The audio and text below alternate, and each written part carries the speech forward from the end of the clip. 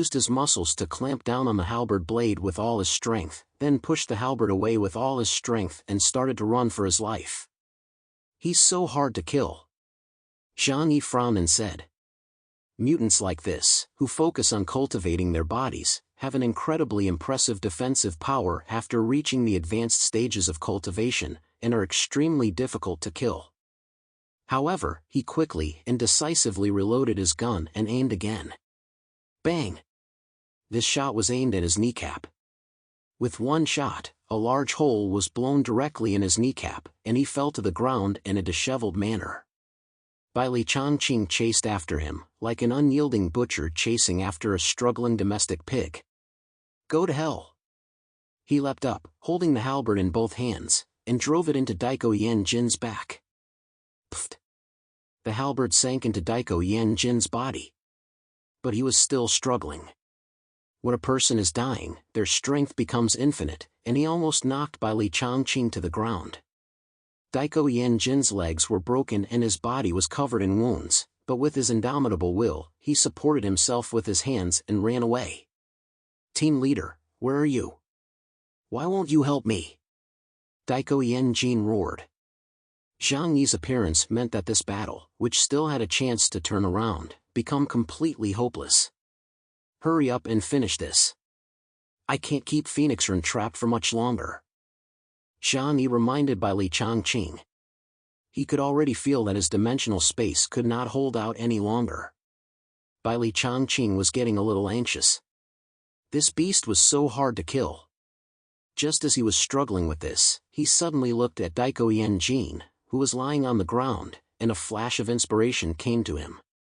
In an instant, he made up his mind, clenched his hands around the halberd, and charged after Daiko Yanjin like lightning.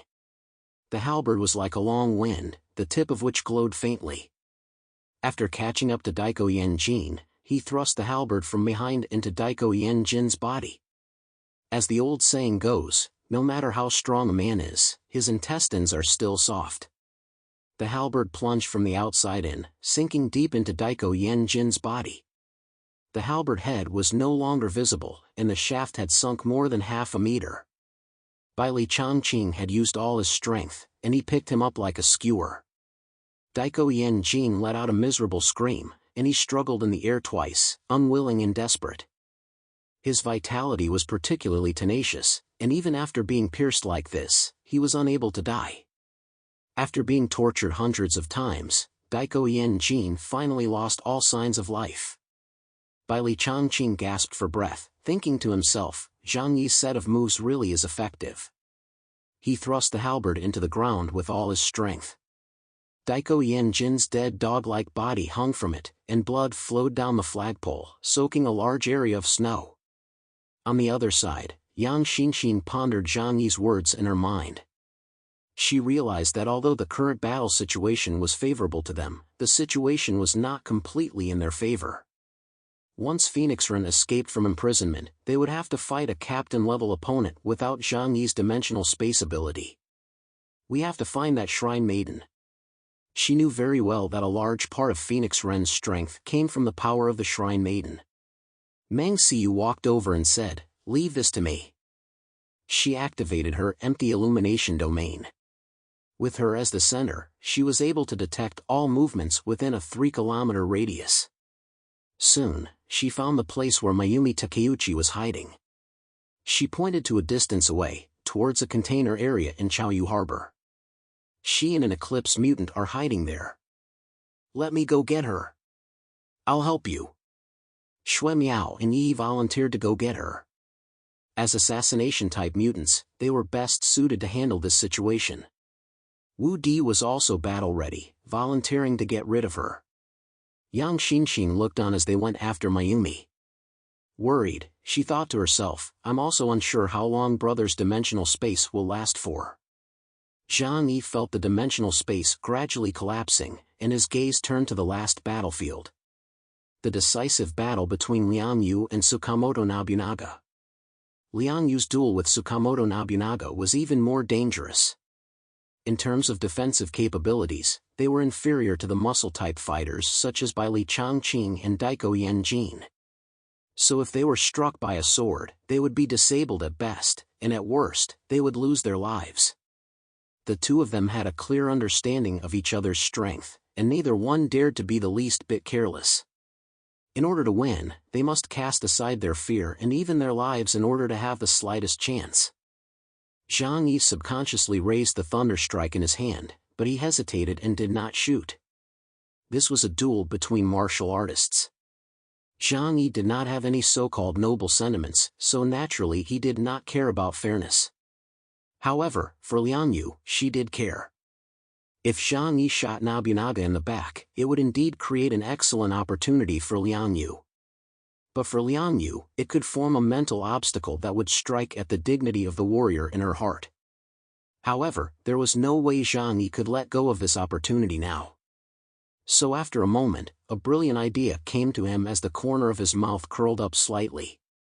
He didn't shoot, but instead activated the precision shot ability and locked onto the back of Nobunaga's head. How does it feel to have a master staring at you from behind? The feeling of being targeted by someone of captain level was enough to shake the nerves of anyone. Not to mention a powerful warrior like Nobunaga, whose instincts were even sharper, so he sensed the moment the gun was pointed at the back of his head. No one could remain calm in such a moment. His momentary distraction was instantly seized by Liang Yu. In the martial arts world, a single move can determine victory or death. Liang Yu's sword was fast, like a gust of wind sweeping across a snowy field, fleeting and gone in an instant. Her sword was fast and fierce. Nobunaga's sword was also fast, but his mind was in a daze. Even though he swung his sword to block Liang Yu's, his momentum was completely different from before, not as confident or powerful. Click! Liang Yu took the opportunity to unleash her power, holding Dragon's Roar in both hands and slashing down at him with all her might. The famous swords, Daihanya Longlight, actually shattered under this blow. Pfft! Dragon's Roar cut from his left shoulder to his right abdomen, and blood sprayed from his strong body. Nobunaga couldn't believe what he was seeing as he watched the blood splash. He could even hear the sound of the blood splashing, like the wind in his hometown. Plop! He slowly fell to his knees, and Liang Yu passed by him, slashing his head off with a backhand slash. Looking at the famous sword he was so proud of, Liang Yu said coldly, "The so-called ancient famous swords have long since become outdated techniques. People who dwell on history and hesitate to move forward, but forget to look up and see the path ahead, cannot be called masters." There was a burst of cheers and applause as Liang Yu held Nobunaga's head. How could the Tengu squad not be excited after destroying the members of Eclipse Moon one after the other? Everyone's faces were filled with joyful smiles. They all believed that the game was already won, and they sincerely admired Zhang Yi, who had descended from the heavens. However, Zhang Yi said coldly, "The real battle has only just begun. I can't hold back Phoenix Ren anymore, so get ready." After Liang Yu and Bai Li Changqing arrived at the scene, Zhang Yi did not hesitate and directly opened the dimensional space, then released Phoenix Ren, who had been imprisoned by him for a few minutes. He himself, using Space Shuffle, instantly left the battlefield. His dimensional space was on the verge of collapse, so instead of waiting for Phoenix Ren to completely destroy it, it was better to release it early. As for the battle that followed, Zhang Yi decided to leave it to the others. He knew full well that the first person Phoenix Ren wanted to kill was him, and he had to get as far away as possible. Phoenix Ren appeared surrounded by the members of the Tengu squad. But at the same time, his eyes were full of confusion. The flow of time and dimensional space was completely different from reality. Although from the outside, it appeared that he had only been trapped in time for a few minutes. But in that world, the mental and emotional distress he experienced was like being trapped for decades. He was in a world where his body could barely move, but his mind was still functioning normally. It was an unimaginable torture, the cruelest mental prison in the world. For decades on end, all he could see was a white dimensional space before his eyes. Over the decades, Phoenix Ren had forgotten many things. However, his willpower was ultimately extraordinary. The process of adapting to the Phoenix Flame had made him experience death thousands of times, and his will had long since been tempered into steel. I am Phoenix Ren, leader of Eclipse Moon. I took the central plains of the Huashu Kingdom to provide the landing party with fertile land for survival. Confusion gradually faded from his eyes. I want to kill a man named Zhang Yi. Phoenix Ren's consciousness gradually returned to the present, which was already decades ago for him. He had forgotten a lot, but he had not forgotten what he had to do. Kill him! Bai Li Changqing roared, leading the charge. Liang Yu immediately followed behind him, holding a long sword. And at this moment, what was Captain Zhang Yi doing? He leaned against the back of an abandoned container and silently pulled a cigarette out of his pocket and lit it. In the next battle, the power he could exert would be limited. Because dimensional space was on the verge of collapse at this time, he could no longer fight Phoenix Ren on the front battlefield. He had to leave, otherwise Phoenix Ren would do whatever it took to kill him. And there were still a few people next to him. Uncle Yu, Fatty Su, Xing Tian and Xiao Honglian. They had already wiped out the previous pirate squad. But in doing so, the remaining combat power of Tianhai City had been weakened a little more, and the combat power of the base had suffered a lot of casualties. Xiao Honglian looked at the cigarette in Zhang Yi's hand and reached out to him. Give me one.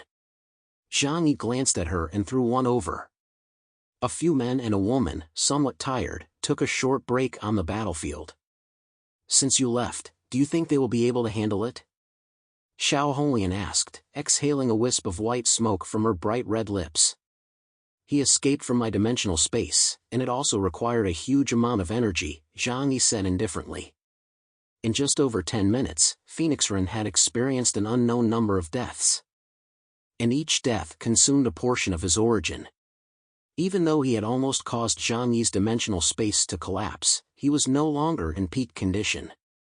Bai Li Changqing and the others joining forces to deal with him should be fine, Zhang Yi said. But as soon as he finished speaking, a deafening roar sounded behind him. Bang! A huge shadow appeared above the heads of the group, and then a huge object crashed heavily not far from them. It was the body of Kanuda. The huge blue shark incarnation smashed into the ground, creating a terrifying deep pit. Ice and snow flew in all directions, splashing everywhere.